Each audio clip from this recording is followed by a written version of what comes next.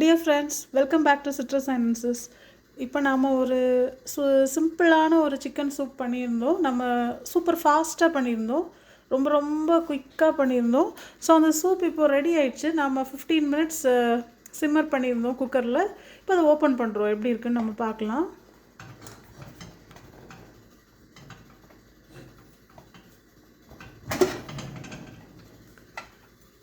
பார்த்தீங்களா, நம்ம soup ready ஆயிடுச்சு. இப்போ இதில் சில முக்கியமான விஷயம் சொல்கிறேன். இதில் சில ஆயில் மாதிரி மிதக்குது இல்லையா, இதை நீங்கள் வண்டர் பண்ணலாம் இது என்னதுன்னு. இது வந்து நம்ம சிக்கன் ஸ்கின்ல இருந்து வந்தது. நாங்கள் வந்து சிக்கனை ஸ்கின்னோடு போட்டுட்டோம். ஸோ எங்களுக்கு இங்கே வந்து ஸ்கின்னோட தான் சிக்கன் கிடைக்கும். நம்ம தேவைன்னா பீல் பண்ணிக்கலாம். நான் சூப்புக்கு பீல் பண்ணலை. ஸோ அந்த ஸ்கின்ல உள்ள அப்புறம் அதில் இருந்த ஃபேட்லேருந்து வந்தது தான் அந்த ஆயில் மாதிரி மிதக்கிறது. மற்றபடி நாம் அந்த ரெசிப்பியில் ஒரு ட்ராப் ஆயில் கூட நம்ம சேர்க்கலை. நீங்கள் நான் அந்த லிங்க் அட்டாச் பண்ணியிருக்கேன் இந்த டிஸ்கிரிப்ஷன் பாக்ஸில். இந்த சூப் எப்படி செஞ்சேன்னு ஒரு ட்ராப் கூட ஆயில் இல்லாமல் தான் நம்ம செஞ்சுருக்கோம். ஸோ நீங்கள் இந்த டிஸ்கிரிப்ஷன் பாக்ஸில் இந்த வீடியோ பார்த்துக்கோங்க, நல்லாயிருக்கும். அதில் ரொம்ப ரொம்ப எளிமையாக தான் பண்ணியிருக்கோம்.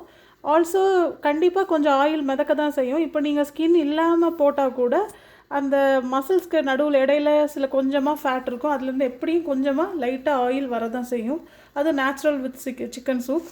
நான் எதுக்கு சொல்கிறேன்னா, இது நம்ம எந்த ஆயிலும் ஆட் பண்ணலைங்கிறது தான் கிளியர் பண்ணுறேன் உங்களுக்கு. இப்போ நாம் கொஞ்சம் மல்லி இலையோட காம்பை மட்டும் போடுறோம். ஏன்னா இலையெல்லாம் நம்ம சர்வ் பண்ணும்போது நம்ம பவுல்லே ஆட் பண்ணிக்கலாம் இலையெல்லாம். ஸோ அதனால் ஜஸ்ட் அந்த இலையை எடுத்ததுக்கப்புறம் உள்ள காம்பை நம்ம இதில் போடுவோம். அதில் கொஞ்சம் எக்ஸ்ட்ராக்ட் நமக்கு கிடைக்கும், அந்த காம்பில் உள்ள இலை. அடுத்தது இது பார்த்திங்கன்னா லெமன் ஜெஸ்ட்.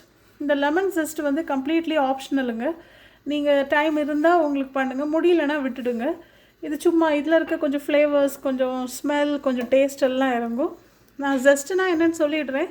லெமனோட அந்த வெளிப்பக்கமாக இருக்கிற ஒயிட் பார்ட்டை எடுக்காமல் வெறும் எல்லோவை மட்டும் நீங்கள் ஸ்க்ராப் பண்ணி எடுக்கிறது அந்த ஜெஸ்ட்டு. ஒயிட் எடுத்திங்கன்னா கசந்துடும்.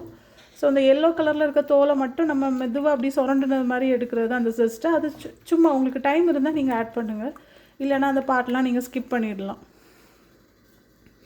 இப்போ நம்ம அந்த ஜெஸ்ட்டும் மல்லி இலை காம்பும் நம்ம ஆட் பண்ணியிருக்கோம். இப்போ அதுக்குள்ளே அந்த ஹீட்லேயே அது எல்லாம் கொஞ்சம் இதாகிடும். இப்போ நாம் அந்த நாம் அந்த சூப்பை சர்வ் பண்ணிட வேண்டியதான், அவ்வளோதான். நம்ம சூப் ரெடி. இப்போ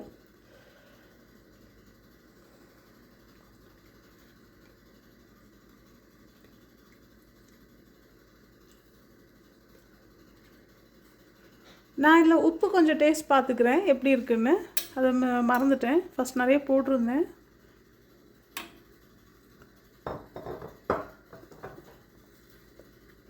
உப்பு கரெக்டாக இருக்குது, எதுவும் ஆட் பண்ண வேண்டாம்.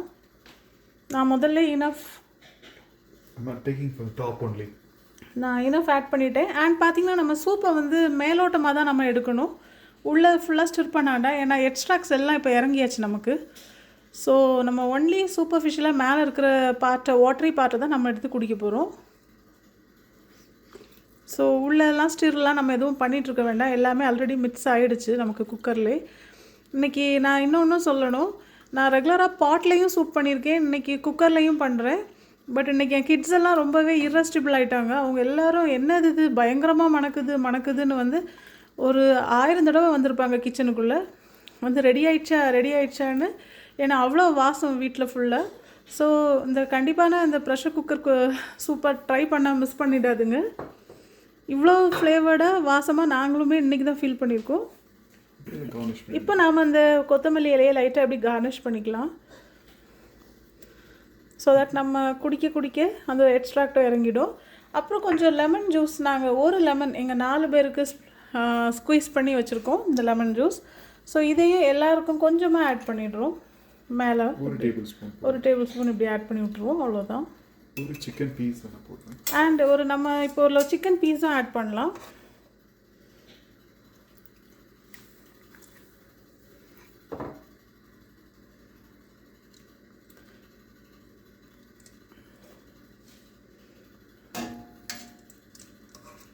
அவ்வளோதாங்க, நம்ம டெலிஷியஸ் சூப் ரெடி ஆகிடுச்சு பாருங்கள்.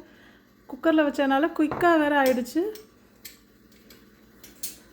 டர்மரிக் பவுடர்னா அந்த எல்லோ கலரே இருக்காது. இப்போ நம்ம டர்மரிக் பவுடர் நம்ம அந்த சூப் பண்ணும்போது சிக்கனை லைட்டாக டர்மரிக் பவுடரில் மிக்ஸ் பண்ணிவிட்டு உள்ளே ஆட் பண்ணணும் சூப்போட.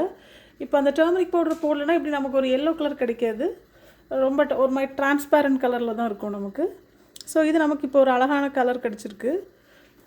நீங்கள் கண்டிப்பாக அந்த ஃபர்ஸ்ட் வீடியோ பார்த்துக்கோங்க. அதில் நான் டிஸ்கிரிப்ஷனில் இந்த லிங்க் அட்டாச் பண்ணியிருக்கேன். ஸோ தட் உங்களுக்கு எவ்வளோ ஈஸியாக அந்த சூப் பண்ணியிருக்கேங்கிறது உங்களுக்கு அதில் தெரியும்.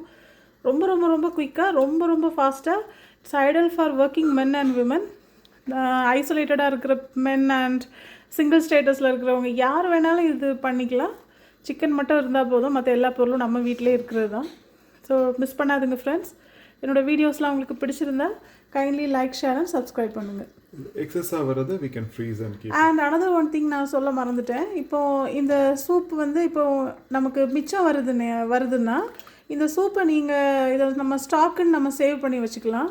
ஸோ நல்லா ஃபில்டு இந்த கண்டென்ட்ஸ்லேருந்து எல்லாம் நீங்கள் ஃபில்ட்ரு பண்ணி எடுத்து இதை ஃப்ரீசரில் போட்டுட்டிங்கன்னா அது சிக்கன் ஸ்டாக் இது தான். ஸோ இதை நீங்கள் வேறு நிறைய ரெசிபீஸ்க்கு நமக்கு இந்த சிக்கன் ஸ்டாக் ஹெல்ப்ஃபுல்லாக இருக்கும். ஸோ அந்த சிக்கன் ஸ்டாக்கை வச்சு நம்ம என்னெல்லாம் பண்ணலான்னு உங்களுக்கு நான் லேட்டராக ஒரு வீடியோ போடுறேன். உங்களுக்கு நிறைய ரெசிபீஸ் பண்ணலாம். ஆனால் கண்டிப்பாக அந்த சிக்கன் மிச்சம் வர சூப்பை உங்களால் குடிக்க முடியல, ஃபினிஷ் பண்ண முடியல அப்படின்னா அதை சிக்கன் ஸ்டாக்காக ஒரு வெசலில் எடுத்து நீங்கள் ஃப்ரீஸ் பண்ணிடணும். ஃப்ரீசரில் போட்டுருங்க. ஏன்னா ஃப்ரீசரில் போட்டால் தான் அது கெடாமல் இருக்கும். அப்போ நீங்கள் எப்போ வேணுமோ அதை பண்ணி நீங்கள் நம்ம டிசைர்ட் ரெசிபீஸ்க்கு நம்ம யூஸ் பண்ணிக்கலாம் ஃப்ரெண்ட்ஸ். அதை வச்சு உங்களுக்கு நான் வீடியோ போடுறேன். அந்த சிக்கன் ஸ்டாக்கை நம்ம ஃப்ரீஸ் பண்ண ஸ்டாக்கை நான் எப்படி யூஸ் பண்ணேன்னு உங்களுக்கு நான் காட்டுறேன். ஓகே ஃப்ரெண்ட்ஸ், கண்டிப்பாக உங்களுக்கு இதெல்லாம் பிடிக்கும்னு நம்புகிறேன். தேங்க்யூ ஃப்ரெண்ட்ஸ், கீப் வாட்சிங் அண்ட் பை, டேக் கேர்.